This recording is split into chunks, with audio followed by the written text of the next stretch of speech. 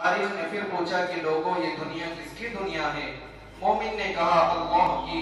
پھر قلب و نظر کی سکھ ہوئی، ایک نور کی لہستی پھوٹ اٹھی، ایک حضور کی آنکھ کھلی، دنیا نے آخر آقا کو پہچان لیا۔ اللہ رب العزت والجلال کو پہچاننا ہی اس کائنات کی اصل منزل ہے۔ اللہ تعالی ہم سب کو اس منزل تک پہنچا دے۔ اللہ تبارک و تعالیٰ نے ہم سب کو جو پیدا کیا ہے، محض انسان کو آزمائش کے لیے پیدا کیا گیا ہے۔ انسان جو دنیا کے اندر آیا ہے، دنیا کے اندر آنے کا مقصد یہ نہیں ہے کہ دنیا کی زندگی گزار لی جائے، جو من میں آئے، جو جی میں آئے وہ کر لیا جائے، بس دنیا کا یہی مقصد ہے؟ ہرگز دنیا کا یہ مقصد نہیں ہے۔ انسان نے کہا اللہ تعالیٰ سے کہ اے اللہ، ہم دنیا کے اندر تو آئے ہیں، لیکن ہمارا مقصد کیا ہے؟ کیوں آئے ہیں؟ تو اس کی وضاحت اللہ تعالیٰ نے قرآن کریم کے اندر یوں کی، تبارک الذی بیدہ الملک وہو علی کل شیء قدیر۔ کہ عالیشان ہے اور باعظمت ہے وہ ذات جس کے قبضے میں ساری بادشاہت ہے۔ وہو علی کل شیء قدیر، اور وہ ہر چیز پر پوری طرح قادر ہے۔ الذی خلق الموت والحیات لیبلوکم ایکم احسن عملا، کہ جس نے موت اور زندگی کو پیدا کیا۔ بندے نے پھر پوچھا اللہ سے کہ اللہ موت اور زندگی کو کیوں پیدا کیا؟ خلق الموت والحیات لیبلوکم ایکم احسن عملا، کہ میں نے موت اور زندگی کو اس لیے پیدا کیا ہے کہ میں تمہاری آزمائش کر رہا ہوں۔ کیسی آزمائش؟ احسن عملا، کہ تمہارے اندر کون اچھے عمل کرتا ہے، کون برے عمل کرتا ہے۔ انسان نے پھر پوچھا اللہ تعالیٰ سے کہ اللہ، اچھے عمل کے کیا فائدے ہیں، برے عمل کے کیا فائدے ہیں؟ تو اللہ تعالیٰ نے بندے سے کہا کہ میرے بندے، میں نے آخرت میں ایک جگہ بنائی ہے جس کو جنت کہتے ہیں، وہ آرام کی جگہ ہے، اس میں راحتیں ملے گی، اس میں برکتیں ملے گی، میرا دیدار نصیب ہوگا، ہر طرح کی نعمتیں اس میں ملے گی۔ یہ اچھے عمل کرنے والوں کے لیے ہے۔ اور ایک جگہ میں نے بنائی ہے، وہ عذاب کی ہے، توہین کی ہے، مشکلات کی ہے، پریشانیوں کی ہے، دقتیں اس میں اٹھانی پڑیں گی، اس کو جہنم کہتے ہیں۔ یہ جو برے عمل کریں گے ان کے لیے بنائے گئے۔ بندے نے اللہ سے پوچھا کہ میرے اللہ، یہ تو بتا کہ ہم اس جنت کے اندر اور اس جہنم سے کیسے بچیں گے اور جنت میں کیسے داخل ہوں گے؟ کہ اللہ دنیا تو سب تیری ہے، ہر شے پر آپ کی قدرت ہے، سب چیزوں کو آپ نے بنایا ہے۔ کہ اے اللہ، ویسے تو آپ کی مرضی ہے کہ اگر آپ چاہیں کافروں کو بھی، ایمان والوں کو بھی جنت کے اندر ڈال دے، جنت کے اندر داخل کر دے، تو ہمارا کوئی حق نہیں بنتا اعتراض کرنے کو؟ بالکل بھی نہیں بنتا۔ کیوں نہیں بنتا؟ اس لیے نہیں بنتا کہ ہم ذرا غور کریں اس بات پر، میرے گھر کے اندر کوئی سامان ہے، میز ہے، کرسی ہے، بیڈ ہے، میری گاڑی ہے، تو اس کا اختیار مجھے ہے، میں اس کو جہاں چاہے رکھوں، میں اس کو جہاں چاہے لے جاؤں۔ میرے دوست کا، میرے پڑوسی کا کوئی حق نہیں بنتا کہ بھائی یہاں نہیں، یہاں اس کو رکھو، بیڈ یہاں اچھا نہیں لگ رہا، دوسرے کمرے میں اس کو رکھو۔ کہ جب انسان کو دنیا کی ان چیزوں پر جو اس نے چند پیسے، چند روپے اکٹھا کر کے اور خرچ کر کے حاصل کی ہے، ان پہ اسے اتنا اختیار مل گیا کہ جہاں چاہے اور جب چاہے رکھ دے۔ کہ میرے اللہ، آپ نے تو ہمیں کسی سے خریدا بھی نہیں ہے، آپ نے تو انسان کو خود بنایا ہے، آپ چاہے ہمیں چاہے جہاں رکھ دیں، کیونکہ یہ سب آپ کی ملکیت ہے، تو اس پر کوئی اعتراض نہیں کیا جا سکتا۔ تو اللہ تعالیٰ نے بندوں کو یہ بات سمجھائی ہے اور بتائی ہے کہ ہم خود نہیں رکھیں گے۔ اگر ہم سب انسانوں کو جنت میں بھی ڈال دیں تب بھی کوئی اعتراض کرنے کا حق نہیں ہے، اور سب انسانوں کو جہنم کے اندر ڈال دیں تب بھی ذرہ برابر اعتراض کرنے کا کوئی حق نہیں ہے۔ کہ ہم نے ایسا کیا ہے کہ انسان کے لیے دنیا بنائی ہے، دنیا میں انسان کو ہم بھیج رہے ہیں، اور اس دنیا کے اندر انسان کا عمل طے کرے گا کہ یہ انسان کہاں رکھنے کے لائق ہے، یہ انسان کہاں رکھنے کے لائق ہے، یہ تیرا عمل طے کرے گا۔ اب ہم غور کریں ہے ذرا کہ ہمارے عمل کس لائق ہے، جزا دینے والے ہیں یا سزا دینے والے ہیں؟ ہماری رات بھی گناہوں میں گزر رہی ہے، ہمارا دن بھی گناہوں میں گزر رہا ہے، سراسر اللہ تبارک و تعالیٰ کی نافرمانی ہو رہی ہے، اللہ کے خلاف ہم چل رہے ہیں اور خلاف بھی چل رہے ہیں تو اللہ کی فوراً پکڑ بھی نہیں آ رہی ہے، کیونکہ آزمائش ہو رہی ہے۔ کوئی تھانے دار اگر سرکار سے بغاوت کرتے تو سرکار اس تھانے دار سے اس پوسٹ کو چھین لیتی ہے، وہ گاڑیاں تو اس کو ایک جگہ سے دوسری جگہ جانے کے لیے دی ہے، وہ گاڑی چھین لی جاتی ہے، وہ ہال، وہ کمرہ جو اسے دیا گیا تھا وہ چھین لیا جاتا ہے۔ سرکار اپنے تمام نعمتوں سے اس تھانے دار کو محروم کر دیتی ہے۔ انسان کی عقل میں یہ بات نہیں بیٹھ رہی ہے، پورا کا پورا شریر اللہ نے بنایا ہے، رات اللہ کی، دن اللہ کا، تمام چیزیں اللہ کی، اور ہم اللہ کے خلاف چل رہے ہیں، تب بھی ہم سے سب کچھ چھینا نہیں جا رہا۔ سانس کس نے بنائی ہے؟ سانس اللہ نے دی ہے، آنکھیں کس کی ہے؟ اللہ کی ہے، قدم کس کے ہے؟ اللہ کے ہے، پورا جسم اللہ کا ہے، لیکن ہم اللہ کے خلاف ہیں، پھر بھی اللہ ہم سے اپنی نعمتوں کو تنگ نہیں کر رہا ہے۔ انسان پھر غور کرے کہ اللہ ہم سے ان تمام نعمتوں کو کیوں تنگ نہیں کر رہا ہے، کیوں تمام نعمتوں کو ہم سے چھین نہیں رہا ہے؟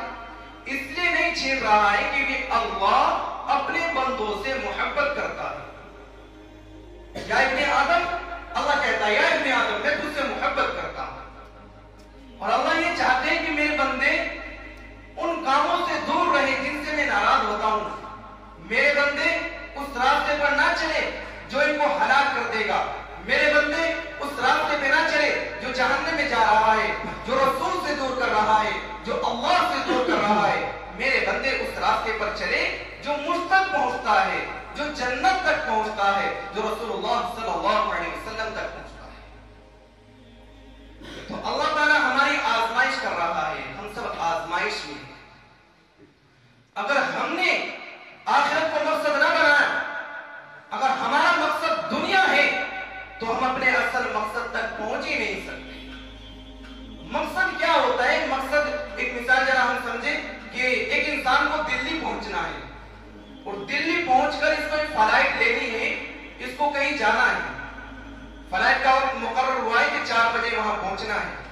اب اس نے اپنی گاڑی لی اور اپنے ڈرائیور کو اپنے ساتھ لیا، ڈرائیور سے کہا کہ چلو چلیے۔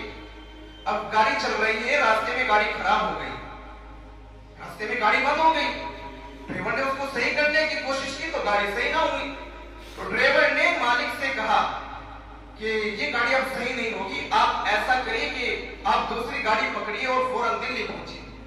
اب بتائے کیا یہ مالک اس نوکر کو یہ کہے گا کہ نہیں نہیں میں تو اپنی گاڑی میں ہی بیٹھوں گا، اپنی گاڑی میں ہی دلی جاؤں گا؟ کیا وہ ایسا کرے گا؟ ہرگز ایسا نہیں کرے گا۔ وہ ایسا ہی کرے گا کہ دوسری گاڑی کو پکڑے گا اور دلی پہنچے گا۔ کیوں؟ کیونکہ گاڑی مقصد نہیں ہے، دلی پہنچنا مقصد ہے۔ اگر گاڑی کو مقصد بنا لے تو بتاؤ دلی پہنچ سکتا ہے؟ نہیں پہنچ سکتا۔ فلائٹ اس کو مل سکتی ہے؟ نہیں مل سکتی۔ تو جو اس کا مقصد ہے، جو اس کا ہدف ہے، وہ اس کو دوسری کو پکڑے گا، اپنی گاڑی کو چھوڑ دے گا اور دوسری گاڑی کو پکڑ لے گا۔ تو مقصد یہی مقصد ہے۔ بالکل ہم دنیا کو اگر مقصد بنائیں گے، اپنے مقصد میں ہم کامیاب نہیں ہو سکتے، ہمیں اپنا مقصد اپنی آخرت بنانی چاہیے۔ تو میں عرض کر رہا تھا کہ اللہ تعالیٰ نے ہم سب کو آزمائش کے لیے بنایا ہے، ہم سب کی آزمائش ہو رہی ہے۔ بنی اسرائیل کا ایک واقعہ ہے، اللہ کے رسول صلی اللہ علیہ وسلم نے صحابہ کے درمیان اس واقعے کو سنایا ہے کہ بنی اسرائیل کے 3 انسانوں کی اللہ تعالیٰ نے آزمائش کی۔ ایک کوڑ کے مرض میں مبتلا تھا، ایک گنجا تھا، ایک آنکھوں سے نابینا تھا۔ ان تینوں کی اللہ نے آزمائش کی۔ ایک فرشتے کو اللہ تعالیٰ نے دنیا کے اندر بھیجا کہ جو کوڑ کے مرض میں مبتلا ہے آپ اس کے پاس جاؤ۔ وہ فرشتہ اس کے پاس گیا اور اس کے پاس پہنچا، اس سے اس کا حال معلوم کیا، کہنے لگا کہ بڑا پریشان ہوں، کوئی میرے قریب نہیں آتا، میں غریب ہوں، میرے سر پر چھت نہیں ہے، میرے پاس کھانے کے کوئی اسباب نہیں ہے، بڑا پریشان ہوں۔ تو اس نے کہا اس کو کہ اگر میں تیرے لیے دعا کر دوں برکت کی اور تجھے کوئی ایسی چیز دے دوں جس سے تو امیر بن جائے اور تیرا مرض بھی ٹھیک ہو جائے، تو تندرست ہو جائے، تو کیا کرے گا؟ انسان کہنے لگا معاملہ ہو جائے، میری بیماری دور ہو جائے، میرے پاس دولت آ جائے، میرے پاس کھانے کی تمام چیزیں آ جائے، تو میں ہر وقت سجدے میں پڑا رہوں گا، اپنے اللہ کی بالکل بھی نافرمانی نہیں کروں گا۔ تو اس فرشتے نے اس سے پوچھا چاہیے بتا کہ تیری چاہت کیا ہے؟ اس نے کہا کہ میری چاہت یہ ہے کہ میں ایک اونٹنی چاہتا ہوں۔ تو فرشتے نے گردن اونٹنی اس کو دے دی اور اس کے لیے دعا کر دی کہ اللہ اس میں برکت کر دے۔ حدیث کے اندر آتا ہے کہ اس اونٹنی سے اتنی برکت ہوئی کہ اس انسان کا پورا جنگل اونٹیوں سے اور اونٹ سے بھر گیا، اتنا دولتدار ہو گیا۔ اب وہ دوسرے کے پاس جاتا ہے جو سر سے گنجا ہے، اس سے اس کا حال معلوم کیا کہ کیا حال ہے تیرا؟ کہنے لگا کہ بڑے پریشان ہوں، لوگ مجھے گنجا گنجے کے نام سے پکارتے ہیں، گنجے کے نام سے بلاتے ہیں، یہ میرا نام پڑ چکا ہے اور کھجا کر میرے سر میں بڑی بیماریاں پیدا ہو چکی ہیں۔ میں چاہتا ہوں کہ اگر میرا اللہ میرے سر پر بال اگا دے، میرے سر پر بال آ جائے اور میری بیماری دور ہو جائے اور میرے پاس دولت آ جائے تو میں اپنے اللہ کی بالکل بھی نافرمانی نہیں کروں گا، سجدے میں ہی پڑا۔ تو اس سے پوچھا گا کہ یہ بتا کہ تیری چاہت کیا ہے، تو کیا چاہتا ہے؟ اس نے کہا کہ میں بکری چاہتا ہوں۔ اس فرشتے نے اس کو بکری دی اور دعا کر دی اس کے لیے۔ علماء نے لکھا ہے کہ اس بکری سے اتنی بکریاں اور بکرے پیدا ہوئے کہ پورا کا پورا جنگل اس کا بکروں اور بکریوں سے بھر گیا، خوب دولت مند انسان بن گیا۔ پھر تیسرے کے پاس گیا، اس سے اس کا حال معلوم کیا، کہنے لگا کہ آنکھوں سے اندھا ہوں، ٹھوکریں کھا کر گرتا ہوں، کسی دوسری جگہ میں پہنچ نہیں سکتا، اپنا کام آسانی سے میں کر نہیں سکتا۔ اگر اللہ میری آنکھوں میں روشنی ڈال دے اور مجھے دولت دے دے تو میں اپنے اللہ کی بالکل بھی نافرمانی نہیں کروں گا، اپنے اللہ کی بہت عبادت کروں گا، دن اور رات عبادت میں ہی لگا رہوں گا۔ تو اس سے پوچھا گا کہ تیری چاہت کیا ہے؟ اس نے کہا کہ اگر مجھے گائے مل جائے تو میرا بسر ہو سکتا ہے۔ تو اس فرشتے نے اس کو ایک گائے دے دی اور اس کے لیے ہاتھ اٹھا کر دعا کر دی کہ اللہ اس کی گائے میں برکت کر دے، اس کی دولت میں برکت کر دے۔ علماء نے لکھا ہے کہ اتنی برکت ہوئی اس کا پورا جنگل گائے سے اور بھر چکا ہے۔ اب کئی سال گزر چکے ہیں کیونکہ ان کی تو آزمائش ہو رہی تھی، ان کے ذہن کے اندر یہ بات بیٹھی ہوئی تھی کہ اللہ والے کی برکت سے، اس کی دعاؤں سے ہم دولت مند ہوئے ہیں۔ انہیں کیا پتا ہے کہ فرشتہ اللہ نے بھیجا ہے تمہاری آزمائش کے لیے؟ تو اللہ تعالیٰ نے پھر دوبارہ فرشتے کو بھیجا کہ جاؤ ان کی آزمائش کو۔ تو وہ جو کوڑ کے مرض میں مبتلا تھا وہ فرشتہ اس کے پاس پہنچا اور اس کا حال معلوم کیا، کہنے لگا کہ حال ٹھیک ہے، دولت مند انسان ہوں، میرے ماں باپ بھی دولت مند تھے، شروع سے ہی مجھے وراثت میں دولت ملی ہے۔ تو اس فرشتے نے اس کی حقیقت کو بیان کیا، اس کو اس کی اصلیت دکھائی۔ فرشتے نے کہا اس سے کہ نہیں تو کوڑ کے مرض میں مبتلا تھا، تیرے پاس کہاں اتنے اونٹ تھے اور اونٹنیاں تھی، تو غریب تھا، تیرے پاس کھانے کے لیے چیزیں نہیں تھی، اللہ نے تجھے یہ چیزیں دی ہے۔ آج میں تیرے گھر پر ایک فقیر بن کر آیا ہوں، میرے پاس کھانے کے لیے چیزیں نہیں ہیں، میں تیرے لیے دعا کروں گا کہ اللہ تیرے اس مال میں خوب برکت دے، تو مجھے ایک اونٹنی دے دے، میرا کام بن جائے۔ تو اس نے اس کو جواب دیا کہ میں کیسے تجھ کو اونٹنی دے دوں اور تو کیسے مجھ پر یہ تہمت لگا رہا ہے کہ مجھے دولت اللہ نے دی ہے؟ نہیں اللہ نے مجھے دولت نہیں دی، یہ تو میرے دادا اور پردادا کی دولت ہے، یہ تو مجھے وراثت میں ملی ہے۔ تو اس فرشتے نے اس کو جواب میں کہا کہ میں ہاتھ اٹھا کر دعا کرتا ہوں کہ اگر تو جھوٹا ہے اللہ تجھ سے ساری دولت واپس لے۔ اب وہ یہ دعا کر کے آگے چلی گئی تو اللہ نے ایک عذاب ایسا بھیجا اس مخلوق پر کہ وہ تمام کے تمام جانور مر گئے اور وہ بے بس ہو گیا۔ پھر کہتا ہے لوگوں کو اس کو بلا کر لاؤ جس نے یہ کہا ہے کہ میں اس سے اپنی غلطی کی معافی مانگوں گا، لیکن وہ کہاں سے ملتا کیونکہ وہ کوئی بستی کا انسان نہیں تھا، وہ تو اللہ نے فرشتہ آزمائش کے لیے بھیجا تھا۔ اب وہ جاتا ہے بکری والے کے پاس جو سر سے گنجا تھا، اس کے پاس پہنچا اور اس سے کہنے لگا کہ میں غریب ہوں، میں تیرے در پر آج اس لیے آیا ہوں کہ میرے گھر میں کھانے کے لیے کچھ بھی نہیں ہے، اگر تو مجھے ایک بکری دے دے تو میرا گزارا ہو سکتا ہے، میرا گھر چل سکتا ہے۔ اس نے اس کو منع کر دیا۔ اس نے اس کو جواب میں یوں کہا کہ یہ دولت تو تجھے اللہ نے دی ہے، تو سر سے گنجا تھا، تیرے گنجے پر بال آئے، تیرے سر پر بال آئے، ساری دولت تجھے اللہ نے دی ہے، کیا تو مجھے اس میں سے ایک بکری نہیں دے سکتا؟ اس نے جواب میں کہا کیا کہتا ہے تو؟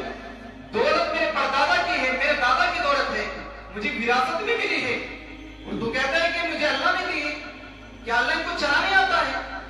اس نے ایسا جواب دیا تو اس نے بھی اس کے لیے ہاتھ اٹھا کر دعا کری کہ اگر تو جھوٹا ہے تو تیری ساری بکریاں مر جائیں. یہ آگے چلے گئی. اللہ نے ویسا ہی کیا, اس کی دعا پر وہ تمام بکریاں مر گئی. پھر یہ فرشتہ تیسرے انسان کے پاس جاتا ہے جو آنکھوں سے نابینا تھا, اس کے پاس پہنچا اور اس سے کہا کہ میں غریب ہوں, میرے پاس کچھ بھی نہیں ہے, اگر تم مجھے گائیں دے دے تو اس سے میرا بشر ہو سکتا ہے, میری زندگی کٹ سکتی ہے. کہ دیکھ تو آنکھوں سے اندھا تھا, اللہ نے تیری آنکھوں میں روشنی ڈالی, اب تو دیکھ سکتا ہے, ساری دولت تجھے اللہ نے دی. وہ اندھا بے ساختہ کہنے لگا کہ ہاں یقیناً خدا کی قسم میرے پاس کچھ بھی نہیں تھا, یہ تمام گائیں مجھے اللہ نے دی ہے, میری آنکھوں میں روشنی نہیں تھی, یہ روشنی اللہ نے ڈالی ہے, ساری دولت ساری شہرت اسی اللہ نے دی ہے, اس پر میرا کوئی حق نہیں ہے. تو نے اللہ کے نام سے مانگی ہے, اگر تو اللہ کے نام سے اس ساری گائیں کو بھی لے کر چلا جائے تب بھی میں تجھ پر بالکل بھی اعتراض نہیں کروں. لیکن اس کو نہیں پتا تھا کہ میرے سامنے کون کھڑا ہے. اس نے کہا کہ ایسا نہیں ہے, کہ اصل میں اللہ تمہارا امتحان لے رہا تھا اور تیرے لیے خوشخبری ہو تو اپنے امتحان میں پاس ہوگا. مجھے گائیں کی ضرورت نہیں ہے, اس دولت کی مجھے ضرورت نہیں ہے. اللہ تیرا امتحان لینا چاہتا تھا اور ان کا بھی اللہ امتحان لینا چاہتا تھا, وہ اپنے امتحان میں فیل ہو گئے اور تو اپنے امتحان میں پاس ہو گئے. تو ہم سب کا اسی طرح ایک امتحان چل رہا ہے, ہم سب کی اسی طرح ایک آزمائش ہو رہی ہے. ہم تمام بندے, ہم تمام انسان آزمائش کے گھیرے میں گھرے ہوئے ہیں, امتحان کی درسگاہ میں بیٹھے ہیں, امتحان کے حال میں بیٹھے ہیں. اچھا غور کرو اس بات پر, وہ انسان جو امتحان حال میں بیٹھا ہو اور امتحان دے رہا ہو, اگر امتحان دیتے وقت اس کے ایک وقت مقرر کر دیا کہ 3 گھنٹے کا تیرا امتحان ہے, تجھے پرچہ بھرنا ہے, اب وہ اپنے امتحان حال میں بیٹھ کر یہ اپنے دوست سے کہنے لگے کہ اس حال کا پنکھا بہت اچھا ہے, میز اور کرسی بہت اچھی ہے, پنکھی کمرے کی ڈیکوریشن بہت اچھی ہے, ان چیزوں پر اپنا دھیان لگا دے, ان چیزوں پر اس کا دھیان چلا جائے اور امتحان کا جو پورا وقت تھا وہ نکل جائے. تو غور کرو, یہ بچہ اپنے امتحان میں پاس ہوگا یا فیل ہوگا؟ پاس ہو سکتا ہے؟ نہیں ہو سکتا. اسی طرح اللہ نے ہمیں امتحان میں بھیجا ہے. یہ کپڑے ہمارے لیے آزمائش ہے, یہ روڈ ہمارے لیے آزمائش ہے, یہ کھانے ہمارے لیے آزمائش ہے, دن ہمارے لیے آزمائش ہے, رات ہمارے لیے آزمائش ہے. اللہ نے ان تمام چیزوں کو چند لمحوں کے لیے دنیاوی زندگی بشر کرنے کے لیے صرف پیدا کیا ہے, ہمیشہ کے لیے اللہ نے ان کو پیدا نہیں کیا. اگر انسان یوں کہنے لگ جائے کہ دنیا کے میوے بہت اچھے ہیں, رات بہت اچھی ہے, کھانے بہت اچھے ہیں, دنیا کا آرام بہت اچھا ہے, انہی چیزوں پر اپنے دن اور رات کاٹ دے, پوری عمر اسی دولت کے پیچھے بھاگ بھاگ کر کاٹ دے, تو سوچو یہ انسان بھی کیا اپنے امتحان میں پاس ہو سکتا ہے, فیل ہو سکتا ہے؟ بالکل ظاہر سی بات ہے کہ یہ انسان بھی اپنے امتحان میں فیل ہو جائے. تو بھائی اور دوستوں, سمجھنے کی بات ہے, ہوشیار ہونے کی بات ہے, عقل میں بٹھانے کی بات ہے کہ انسان کیا کر رہا ہے, انسان کیوں ان چیزوں کی طرف بھاگ رہا ہے جن چیزوں سے اللہ ناراض ہو رہا ہے, جن چیزوں سے رسول اللہ صلی اللہ علیہ وسلم ناراض ہو رہے ہیں, کیوں انسان اس کے پیچھے بھاگ رہا ہے؟ اللہ تعالیٰ بھی قرآن کریم کے اندر کہتا ہے کہ افحسبتم انما خلقناکم عبثا وانکم الینا لا ترجعون, کہ انسان میں نے تجھ کو آوارہ اور آزاد پیدا کیا ہی نہیں. اور ایک جگہ کہتا ہے ان ربک لبالمرصاد, اللہ قرآن کریم کے اندر کہہ رہا ہے کہ جیسے وہ انسان جو کسی پرندے کا شکار کر رہا ہو اور ٹک ٹکی باندھ کر اس پرندے کو دیکھتا ہے, ٹھیک اسی رب تم کو دیکھ رہا ہے. ان ربک لبالمرصاد, تیرا رب تم کو ٹک ٹکی باندھ کر دیکھ رہا ہے کہ تم کیا کر رہے ہو. تو ہم اللہ سے چھپے ہوئے نہیں ہیں. میرا گناہ, میری نیکی, میرا اللہ دیکھ رہا ہے. میرا اخلاص, میرا حسد, میرا بغض, میری عداوت, میری نفرت, میری نمازیں, میری زکات, میرا سجدہ, میری حج, میری دولت, میری تلاوت, میرا اور آپ کا اللہ دیکھ رہا ہے, سب دیکھ رہا ہے. کتنی کھوٹ ہے, کتنا اخلاص ہے, کتنا کسی اور کے لیے کیا جا رہا ہے, کتنا میرے لیے کیا جا رہا ہے. تو اللہ تعالیٰ ہم سب کو دیکھ رہا ہے اور ہم سب اللہ تعالیٰ سے چھپے ہوئے نہیں ہیں. تو اس لیے ہمیں حیا آنی چاہیے, شرم آنی چاہیے. جیسے بیٹے کو باپ سے آتی ہے, باپ کے سامنے کوئی ویسی حرکت نہیں کرتا, حیا آتی ہے. किसी इज्जतदार शख्स के सामने कोई गलत हरकत नहीं करता, इसलिए नहीं करता कि हया आ रही है, शर्म आ रही है। तो इंसान को अपने अल्लाह से भी हया आनी चाहिए, गुनाह करते हुए अपने अल्लाह से भी हया आनी चाहिए। जब ऐसे हम हया करेंगे तो इंशाअल्लाह गुनाहों से बचेंगे और अल्लाह ताला हम सबको मुकम्मल कामयाबी अता करेगा, जो हमेशा हमेशा की कामयाबी है। इसलिए हम सब आज इस चीज का अज़्म करें कि हम इंशाअल्लाह गुनाहों से परहेज करेंगे, गुनाह की तरफ नहीं दौड़ेंगे। अगर गलती हो भी जाए, गुनाह हो भी जाए, तो फौरन उससे तौबा करेंगे और सच्ची तौबा करेंगे। और हम अपनी जिंदगी के अंदर 5 वक्त की नमाज को लाजमी दाखिल करेंगे, 5 वक्त की नमाज नहीं छोड़ेंगे, बिल्कुल भी नहीं छोड़ेंगे, क्योंकि नमाज के बिना काम बन ही नहीं सकता। नमाज सबक हो जाए, तिजारत में घाटा हो जाए, उसको झेल लेंगे, दुकान अगर बंद करनी पड़े उसको बंद कर देंगे, गाड़ी अगर रोकनी पड़े उसको जरूर रोकेंगे, लेकिन नमाज के वक्त नमाज को कायम करेंगे, कुछ और काम नहीं करेंगे इंशाअल्लाह। अल्लाह ताला हम सबको कहने सुनने ज्यादा अमल की तौफीक